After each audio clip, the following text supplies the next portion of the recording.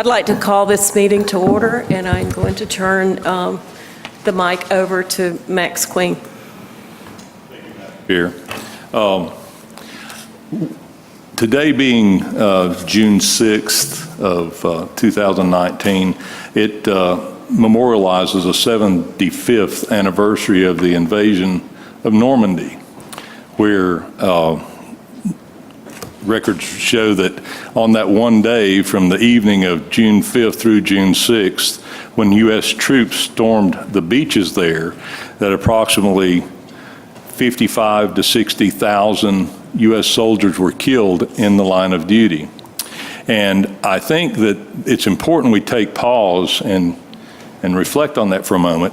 But the other thing that I want to bring to your attention, many of you know, is the fact that the United States of America, the state of North Carolina, the county of Buncombe, and Buncombe County Public Schools are represented on that hallowed ground this day by Buncombe County's North Buncombe High School marching band, who sent 75 of their students and band members there.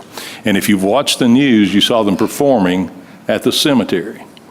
And I think that speaks just so volumes, if you will, to the quality and the caliber of those young people to make that trip, to be willing to share their talents. And they were invited to be there to present their music on this occasion.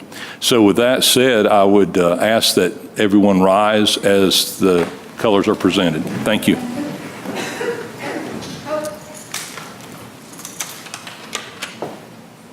Forward, march.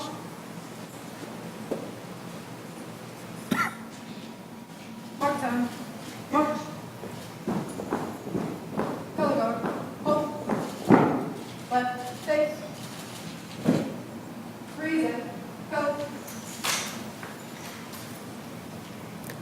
I pledge allegiance to the flag of the United States of America and to the republic for which it stands, one nation, under God, indivisible, with liberty and justice for all.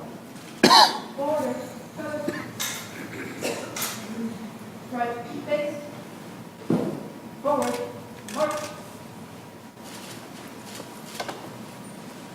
Mark time. Go ahead. Color guard, hold. Unparried, goes.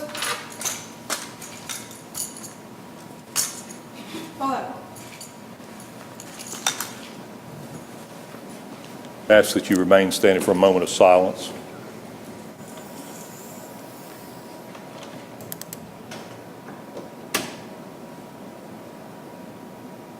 You may be seated.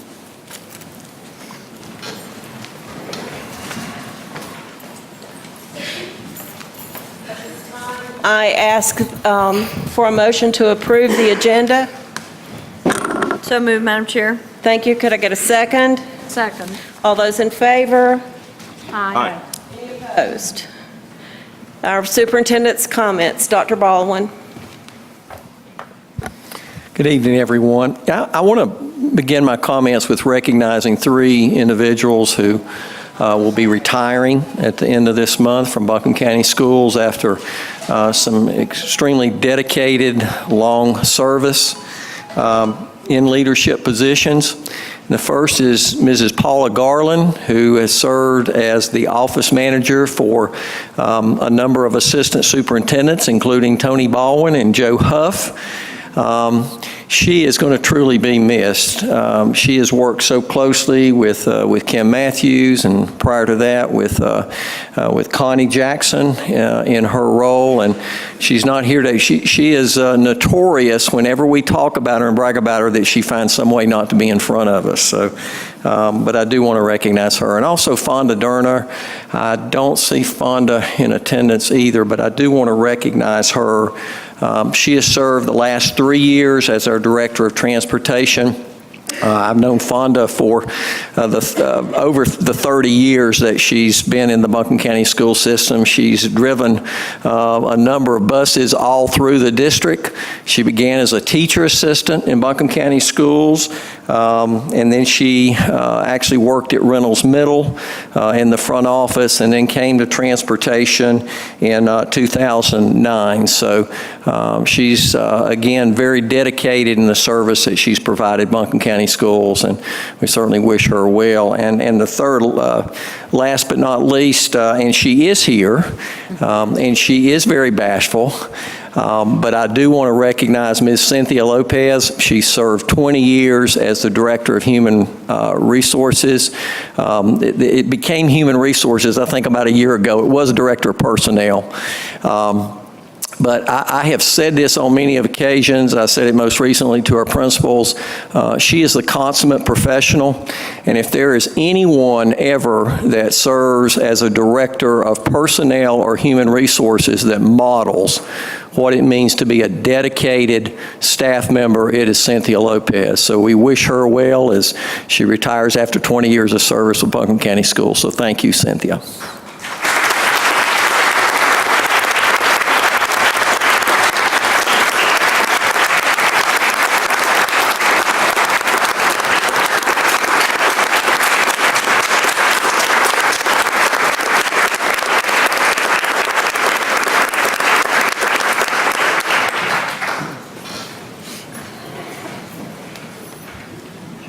In her mind, surely to God, she wouldn't make me come up and speak in front of you.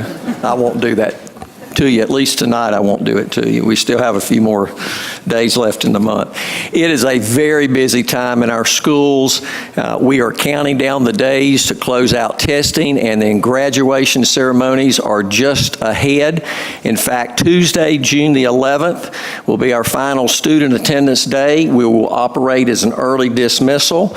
The graduation schedule actually begins this Friday, as both early college and the progressive education program hold their ceremonies. They're scheduled at AB Tech and Robertson High School, respectively. Sunday afternoon, the Nesbitt Discovery Academy will graduate seniors at UNC Asheville's Kimmel Arena. That will begin at 4:00 p.m. And then Middle College and Community High School will conduct their 6 o'clock ceremonies on Tuesday, June the 11th, and Wednesday, June the 12th. And then Saturday morning, we will have 6 ceremonies. 3 of those will begin at the respective stadiums, athletic stadiums, and that will be Owen, Irwin, and Inca High Schools. And that will begin at 9 o'clock in the morning. And Ms. Turner, you'll be glad to know that I did contact your peers and remind them that the one thing I've learned being at your ceremony is you better wear sunglasses that morning. But we look forward to all 3 of those ceremonies on Saturday morning. Then the Cellular Center downtown that will host Saturday graduations for Reynolds High School at 11 o'clock, followed by North Buncombe High School at 3 o'clock, and then Robertson will have their ceremony at 7:30 in the evening. I would really like to encourage the board and the public to visit our Buncombe County School homepage and view one or more of the videos that are linked. It's under an article called 2019 Senior Walks Show Student Success. And across the county, seniors wore their caps and gowns on those days, and they walked through the hallways of their middle, intermediate, and elementary schools within each of their districts.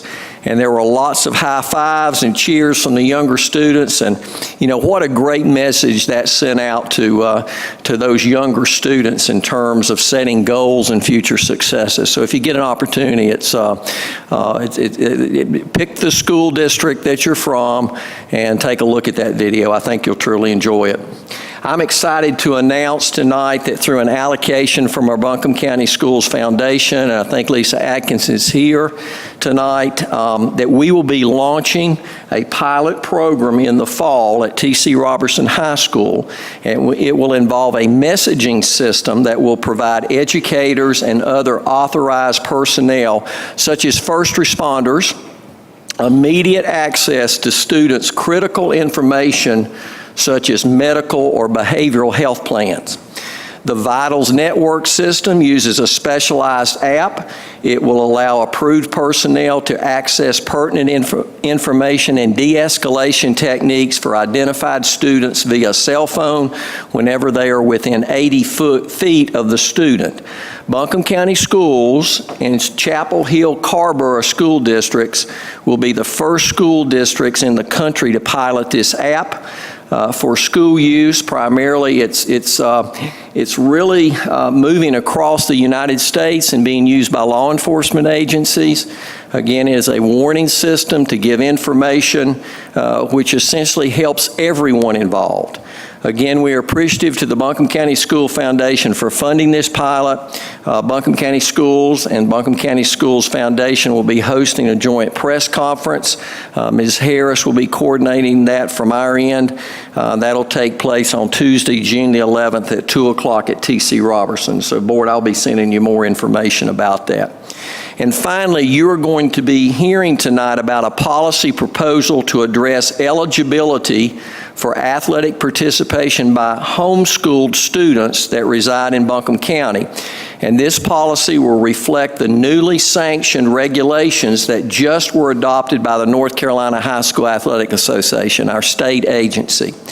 And because of the relevance to this topic, I want to ask Mrs. Swanger to briefly review the information concerning our new Buncombe County Schools Virtual Academy that is set to launch for next school year.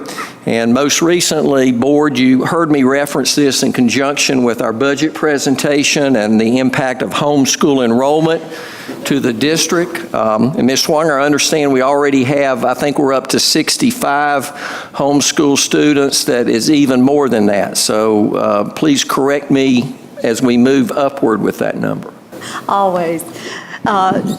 Good evening, Board. Quick update about our 2019-20 Buncombe County Schools Virtual Academy.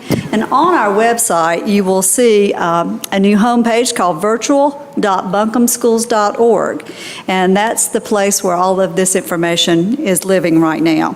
I'd like to thank Brandon Rice. He is our distance learning facilitator for taking leadership of this project, and Barry Pace for his leadership.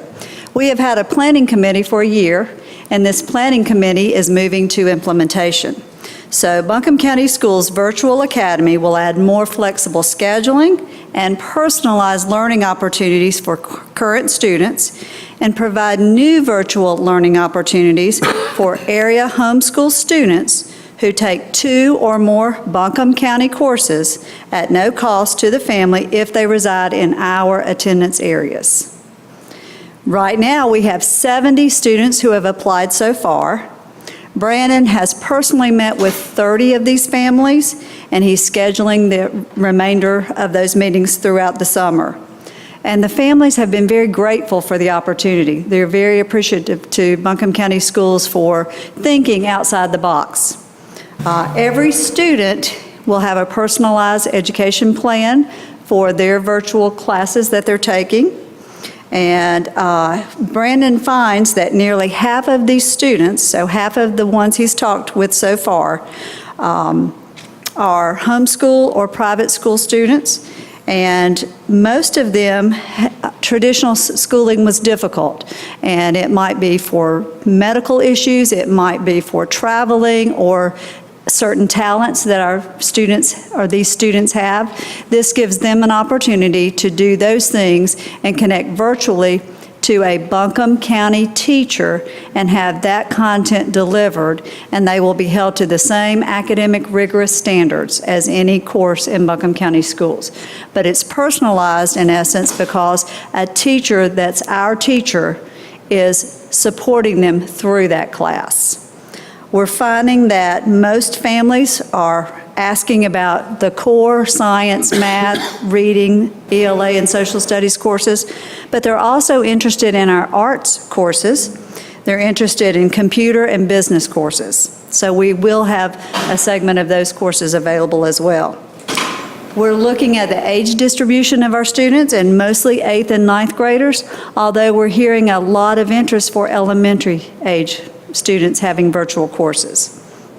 So what's next? We're planning on 100 to 120 for next school year.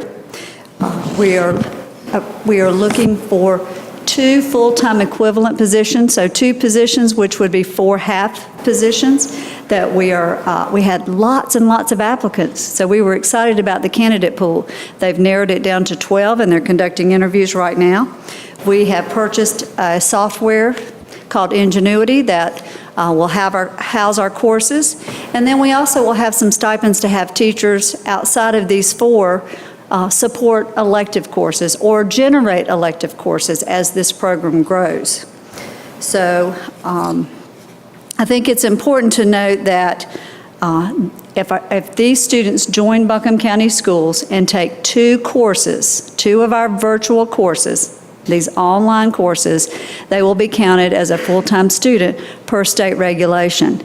If they're counted as a full-time student, starting in August, then that per pupil expenditure comes to us and then allows us to continue growing this program. So it's certainly a win-win. Tonight you're going to have 2 policies, one on dual enrollment that we've added the language about virtual academy and the students taking online, and then you'll have the athletic homeschool policy. And I think Mr. Ball is here and will help answer any of those questions. So thank you for making this possibility for us. Thank you. Are you finished? Thank you, Ms. Swanger. At this time, we'll go into good news, and it's Ms. Swanger's turn again. Yes, she Yes. does. You can go ahead and go. Want me to? With the Duke Energy.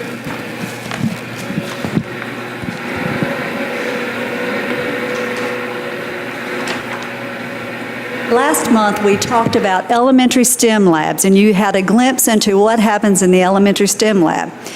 We also know we have a lot of exciting robotics, and we have high school STEM types of courses, not as much at the middle.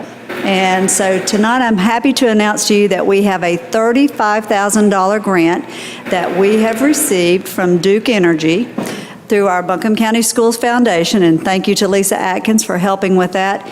Jason Walls has helped us with this, and he could not be here this evening, but I think it's important for us to publicly thank Jason for helping us connect with Duke and finding opportunities for our Making the Middle Matter. And so we're going to create a middle school STEM project just for 7th graders.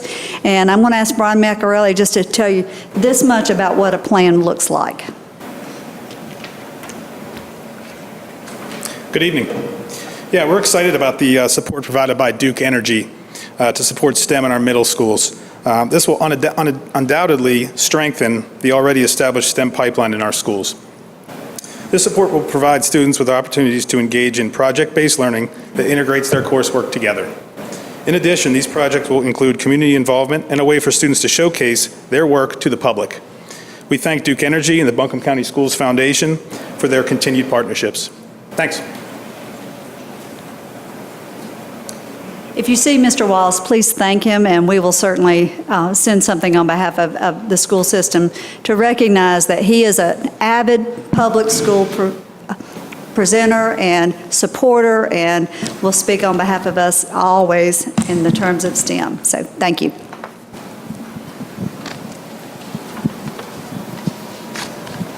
Did you want to take a picture?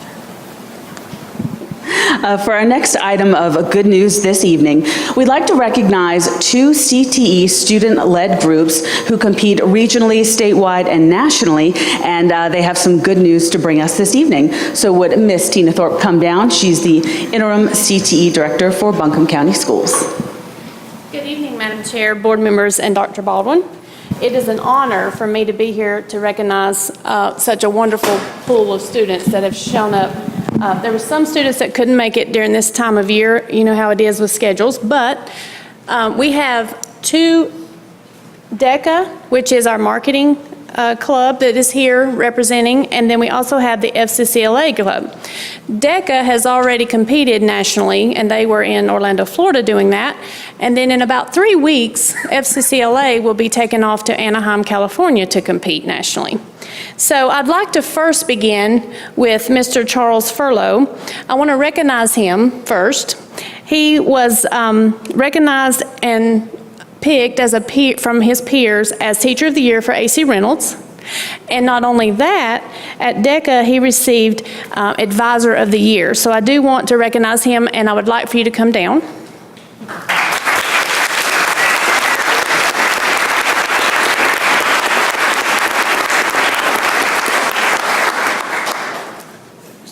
You are welcome. That one's yours.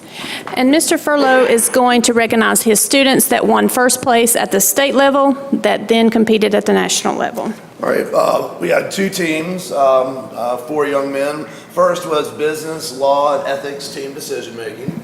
And that's going to be, thank you very much, Lucas Wiley and Zachary Crane. You guys want to come on down?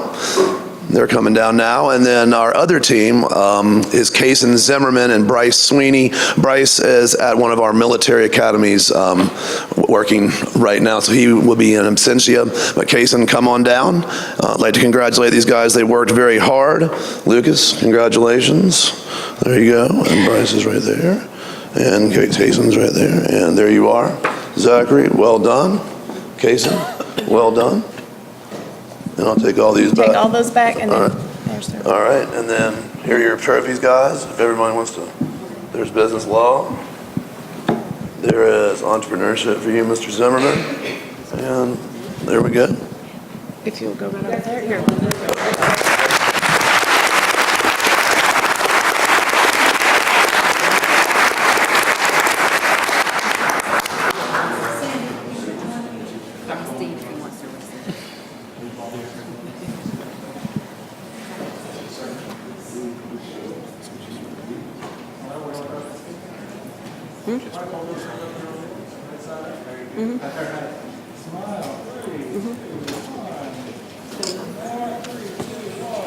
Much you ain't got nothing. Well, maybe they read the sheet.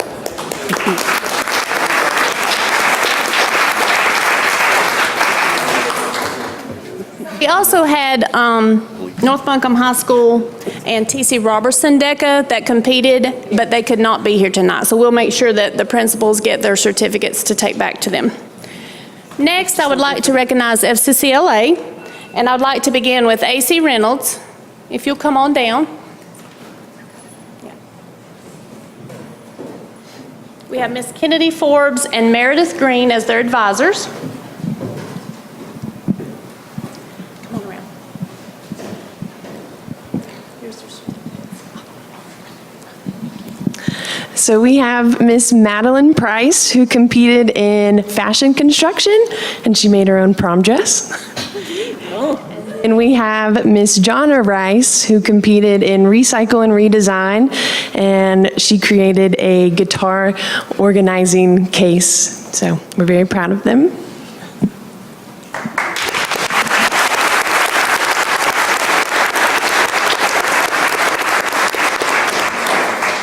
Those are yours too, Cindy. Those are yours too, Cindy. They are.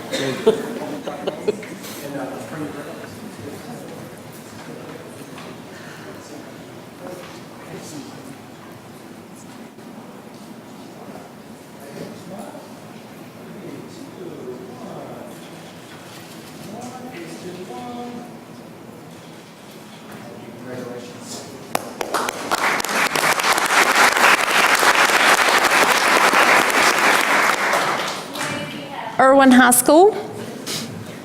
We have Lacey Davis and Katie Gorgon, if you will come on down. She can make the absolute best in the whole world.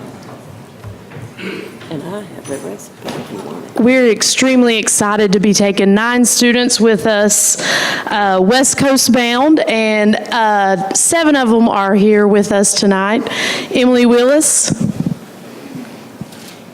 Emily Carver, Lane Worley, Blake Weaver, Grayson Ledford, Jesse Rue, who is not with us, Michaela Edwards, and Lainey Williams. Franklin will be happy. And these students competed in parliamentary procedure and won gold at state level. They've already taken their national test, and will be competing in California. And we also had Nate Worley, who was North Carolina's state president for the delegation, and he is running for a national office.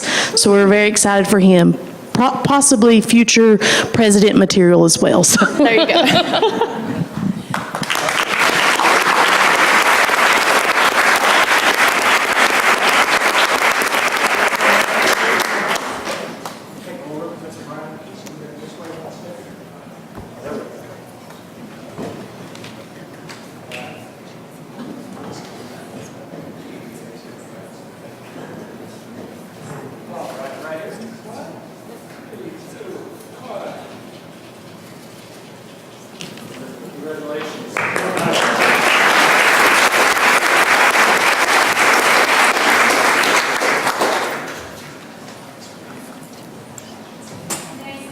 Buncombe High School, Miss Amy White and Stephanie Griffin. Finally.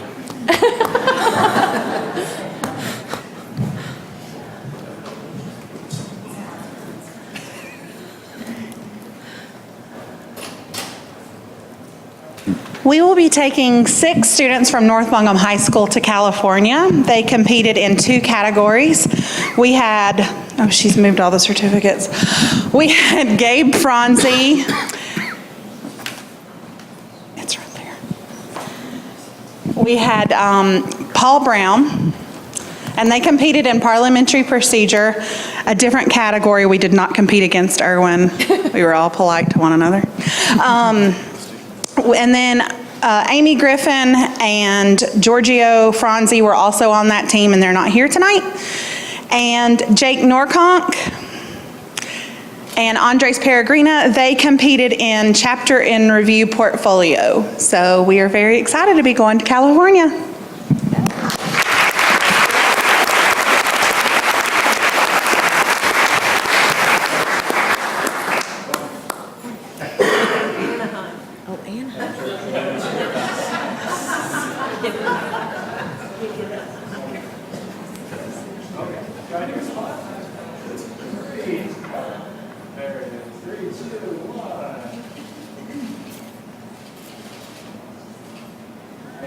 Congratulations.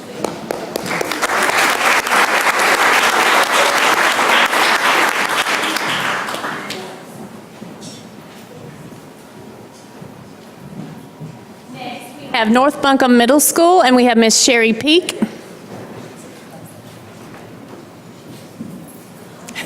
Ms. White, do you need some supervisor? I think we need a board member to go. I think, you know. I'll go. Okay. Chaperones. I'm so very proud of these girls. They have represented us well.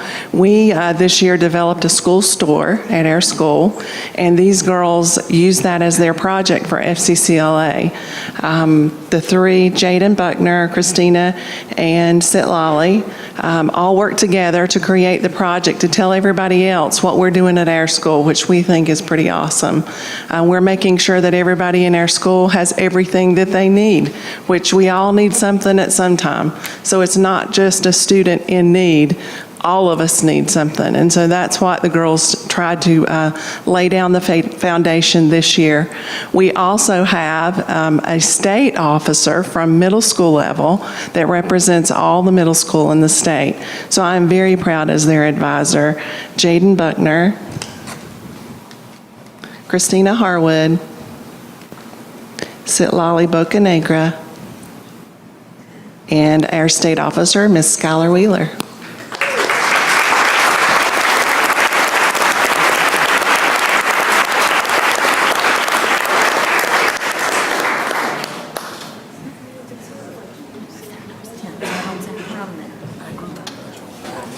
The teams aren't here. Congratulations to everyone.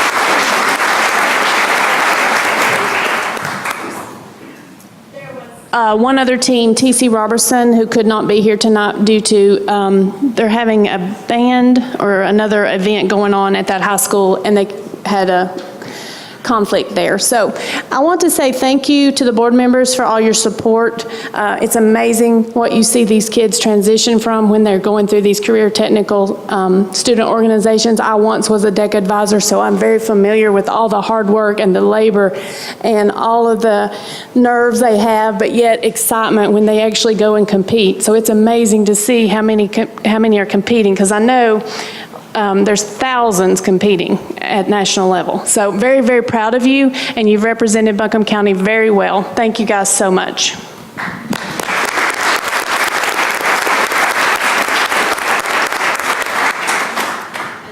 Final item of good news this evening, we would like to recognize the Tracy Lee Calhoun Bus Driver of the Year, and to do that, Assistant Superintendent Joe Huff is going to come to the podium.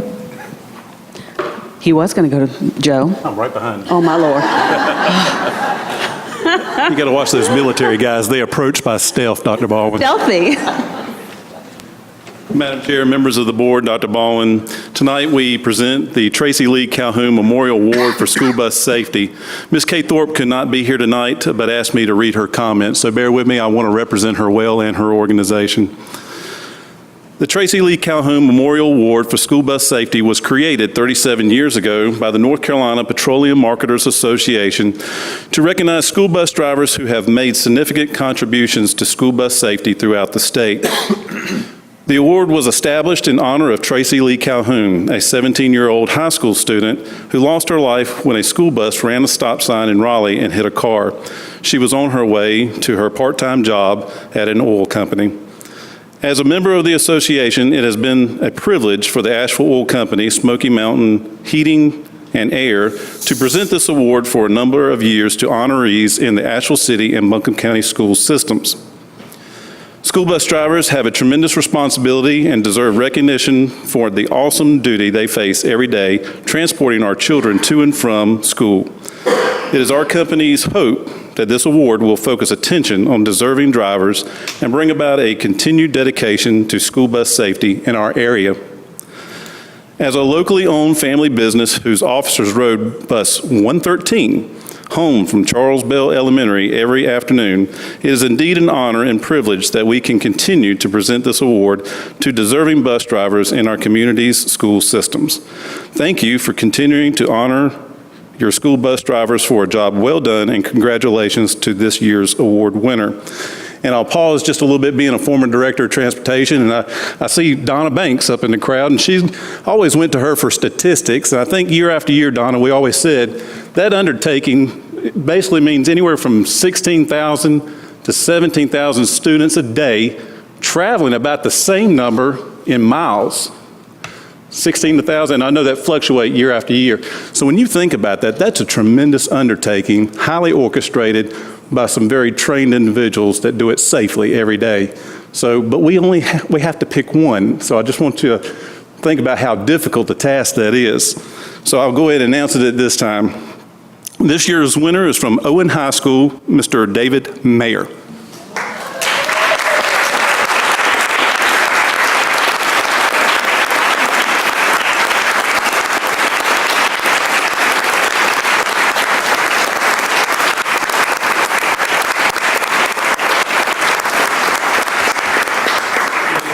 Turner, principal from Owen High School, will tell us a little bit more about David Maher and his accomplishments. David is an incredible human being. He's a great bus driver. They'll only give us a couple of minutes, and it's hard to encapsulate what David means to our school community in a couple of minutes, but I just want you to know he has the respect and dedication of an incredible bus driver. He's been driving a bus since 1970. I don't know how many people in the room were alive in 1970. Bradley McMahon's one of our assistant principals. I think Bradley wasn't born. David had about 20 years behind the wheel already. But David drove in Indianapolis, he drove in Memphis, and he drove in Buncombe County. He's been with Buncombe County since 2011 at Owen High School, and he is the man you go to when there's going to be a last-minute change, when there's going to be an evacuation drill, when there's going to be something happening where a bus driver can't be there. He knows all the routes, he knows all the buses, he knows where he needs to be, and he's there beforehand. So David's an incredible guy. We've had a really, really difficult year with the buses at Owen. We've had some medical needs of our drivers and some folks switching positions, and David's just been there and has been really the person that we can count on. On a little bit of a personal note, David and I both live in the valley, in a part of a valley in the eastern end of Buncombe County, and he's sort of the mayor of the valley. If you ever want to know, like, who owns the cows, or why the fire department's burning the house, or when they're going to come and fix the culvert, he's the man to call because he knows what's happening. He is affectionately known in my house because he used to bring fresh eggs to school and share those fresh eggs, so he's affectionately known in my house as the egg man. We really love David. Can't think of a better candidate, and we appreciate what he does every day for the children of the Swannanoa Valley and the children of Owen High and Owen Middle. So congratulations. Help me with the warm welcome for David Maher, Tracy Calhoun Award winner.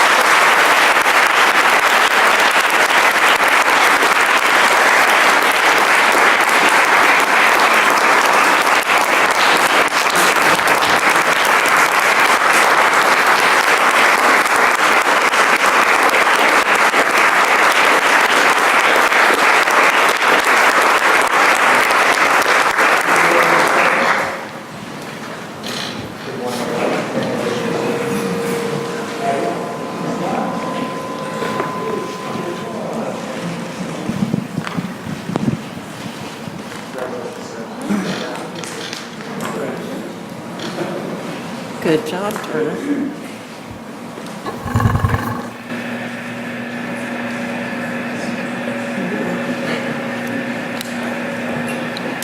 At this time, we will recognize Ms. Swanger for our curriculum feature. Madam Chair, board members, Dr. Baldwin, tonight we're going to update you all on the academically intelligent gifted plan that we will be asking for your endorsement later in the evening. I think it's important for you to know that what our AIG plan looks like, any changes that we have made based on a year's worth of work. We've had a group of stakeholders that included administrators, parents, teachers, and district staff, and they have reviewed the needs of our most academically gifted students. I always clear a room. But those are students and they're going home to get ready for exams. So we'll excuse them. But we are glad to have the opportunity to share the work that has been very important, very productive, and under the leadership of Ms. Jennifer Reed, our elementary intermediate director, and Vicki Biggers, our middle school director, and Dr. Lambert, our high school director, has had input. We have two fabulous AIG lead teachers, and they teach from the heart, and they coordinate, and they support our teachers and our families and our students. So thank you to Stephanie Knox, who is our elementary guru, and Ms. Chris Cutshaw, our secondary guru. So come on down, and they have a PowerPoint, and we'll be glad to answer any questions that you have. Good evening, Dr. Baldwin, Madam Chair, and members of the board. I'm here with Stephanie Knox, one of our lead AIG facilitators, to present the proposed changes in our 2019 to 2022 AIG plan. In this presentation, we will both highlight the successes of the previous year as well as proposed changes for the next three-year plan. And I know Ms. Swanger already gave a shout out to Chris Cutshaw, who's here, but I also want to do the same. She was instrumental in this presentation tonight and in the formulation of our new plan. So it's important to keep in mind that there is a state definition of AIG, and we do use that to ground all of the work that we've done as we prepare for our new plan. Specific highlights from that definition are that it is our job to provide specialized instruction to gifted students in both the areas of intellect and performance. We also want to focus on very, very strong differentiated instruction for students, both in AIG pullout and also in the regular education classroom. And also we want to recognize the importance of inclusivity of all students in our gifted program from all cultural groups and across all economic strata. We've had a lot of successes to celebrate this year in our AIG department. I'd like to note just a few of them. That first bullet up there is that we have served just under 3,500 students in the AIG program this year. That is equivalent to 14.9% of the population of Buncombe County School students. We've also are very proud that we've trained 57 classroom teachers in Buncombe County Schools through the local AIG Credentials Institute. This actually trains those teachers to promote differentiated instruction in the regular education classroom for the entire school year. The AIG plan revolves around a 3-year cycle. It is governed by the North Carolina AIG standards. In the first 2 years of a cycle, we focus on implementing the new plan, but we also simultaneously assess how we're doing with the plan, and we continually gather feedback from various stakeholder groups. In year 3, not only do we continue to implement that plan, but we increase our stakeholder involvement and input, because in year 3, we're also writing the new plan for the new 3-year cycle. And so we have been in year 3. So we've been busy implementing and working with our students, but also gathering an increased amount of feedback from stakeholders. This slide details all the different stakeholder groups that we've heard from this year. This includes input from principals and assistant principals, parents, all administrators, also our AIG specialists, classroom teachers, and of course we have a lot of support from AIG through the state and region through meetings and webinars. We've gathered this feedback in meetings face-to-face throughout the entire school year, and also through survey data. Now I'd like to turn it over to Stephanie Knox. She is going to be telling you about the program standards that guide AIG, and also highlighting the proposed changes for the new 3-year plan. Good evening. North Carolina puts out standards for gifted education that are a vehicle for developing and monitoring and implementing programming in AIG throughout the state. Every LEA responds to these standards for their gifted programming. These standards are not only protect the rights of gifted students, but they also give us a guide on how to best serve students through gifted programming. Traditionally, Buncombe County Schools has done a great job with our standards, and I'm going to share those with you just to kind of give you a little bit of background. Standard 1 is student identification. That's how do we identify our kids, what our gifted students look like, what's the criteria that they meet.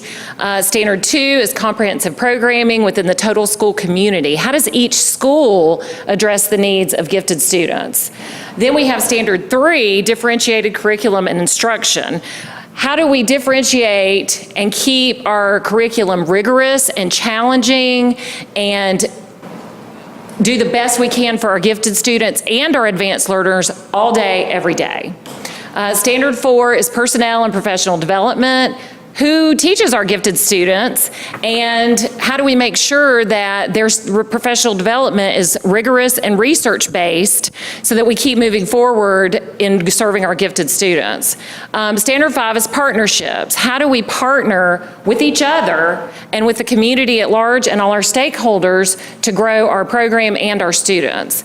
And then Standard 6 is program accountability. How do we monitor the implementation of that plan?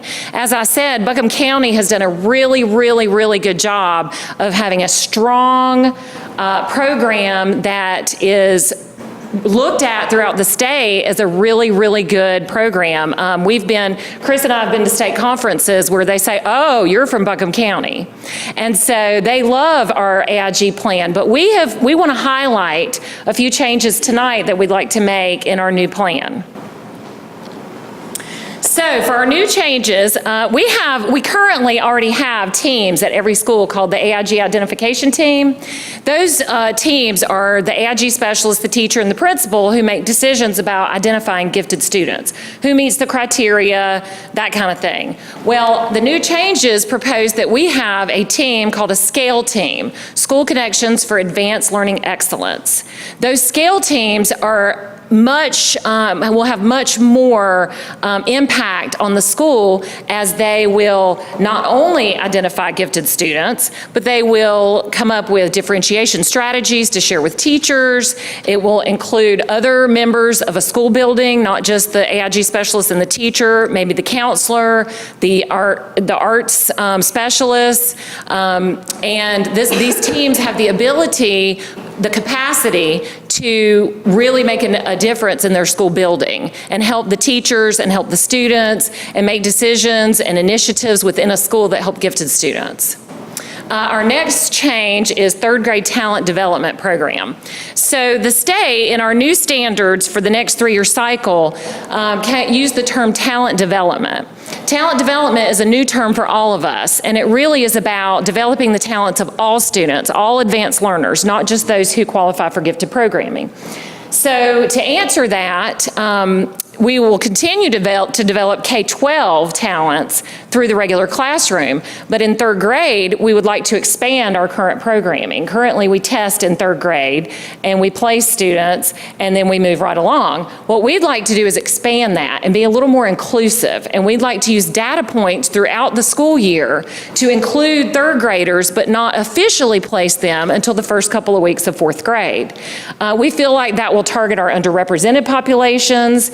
It will be a place where students come based on excelling in one area or another, and we can include more students while also including different kinds of students and develop their talents and place them within the first couple of weeks of fourth grade. Where you see the next change is fourth grade formal identification. We will be working through data to find those kids to develop their talents in third grade in a very concentrated, intentional way. Then cluster grouping numbers have moved from 10 to 8 in middle school in our new plan. This will allow our clusters to still have students, gifted students, together with their same ability peers, but also allow some flexibility for the principals in scheduling. So our next steps are, once we're approved by you guys, we begin the AIG 2019-2022 plan tomorrow, as soon as you approve it. But then we send that plan to the DPI DALGE. You see up there, that's the Division of Advanced Learning and Gifted Education. We will receive feedback and suggestions from them. They look at every single standard, every practice under every standard, and how Buncombe County Schools responds to that standard. And they look for evidence to make sure we're doing what we're supposed to do to keep the integrity of the gifted program. We will continue the accountability model that Jennifer shared with everyone for the next 3-year cycle, reflecting on our changes. Are they working? What do we need to adjust? We will keep doing that for the next 3-year cycle. So that's what we have tonight, and we are open to questions about any part of the plan, the standards, or the changes. Board? I do, but go ahead. Go ahead. So the third grade talent development, and maybe that's where what this is covering, are we doing enough as a system? Is there more that we could do to help you in some of our school, individual schools and specific districts where language may be an issue? And the example that I'm thinking of, I do some one-on-one work at Johnston Elementary, and I had a young man this year who was just by far in the 4 years I've done it, the best at math. He didn't need he was helping me with math. I started giving him my checkbook to balance it. But because of the language barrier, he was having where we really connected and where I was able to hopefully help him some was through the reading. So do we do enough as a system? Will this help, this third grade talent development program help with that? Or are there some other things we could perhaps do so that we're not missing some opportunities for some kids through no fault of their own to be involved in this? Great question. In fact, that's one of the main reasons that we designed the talent development program. When a child places for gifted education formally, there are very specific criteria that they have to meet, both in performance and intellect. Certainly grades and the needs of the whole child are considered as part of the big picture, but this talent development program actually allows us to look at the whole child, and it's flexible throughout the school year. So we've planned certain periods throughout the year that we will again look at data pieces and multiple measures, and we can be so much more flexible in who we work with because we can design the data we look at. One thing that I'm super excited about is that every school placement decisions will be a little bit different. So at schools like Johnston, they will actually be able to use school-based norms to guide their placement. So in Johnston Elementary School, they will be able to include, to be much more inclusive of students in talent development in third grade than they have previously. And to add to that, we have Kiki Alimanos is helping us, hand in hand, helping us with that stuff that she was just talking about, with the data that she was just talking about, because how rapidly a student places out of ESL shows a capacity for intellect. I mean, if you can learn another language, I think all of us would agree if we went to another country and learned another language really quickly, we're pretty smart. Some of us might struggle a little more than others, but I think that is an indicator for sure. And so we're working with our EL department to figure out how we can find those students. And that third grade year will give us another year to, like she said, to bring in different data like access testing and different things like that. And I can't speak for the rest of the board, but I think I know this board. As you go through this, if there are some other things that we can do to help before the end of 3 years, I would hope that there'd be a way for you to come back to us. Maybe it doesn't have to come back all the way to us, but through the system to be able to enhance that for those specific types of students. I think that'd be. Absolutely. We'll continue to assess and monitor and make changes throughout that 3-year period. And we're looking at other things, not just language limitations. Poverty, right. Vocabulary, access, things like that. I think this will broaden the access for all students. Thank you. That really dovetails with what I wanted to comment on, which is just that I was one of those kids who was both identified for AIG and identified for free lunch.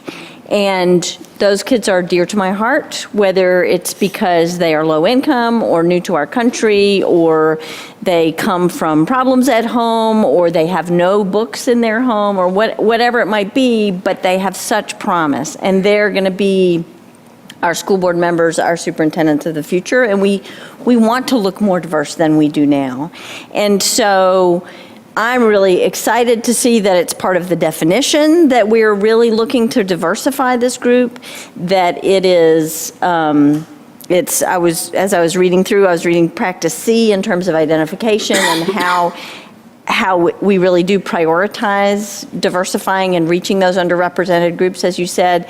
And I just want to make sure that this is concrete as well as aspirational, and that we are, I'm encouraged that you are looking at the data.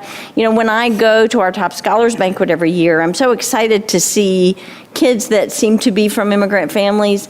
I have yet to see one African American student in a Top Scholars group.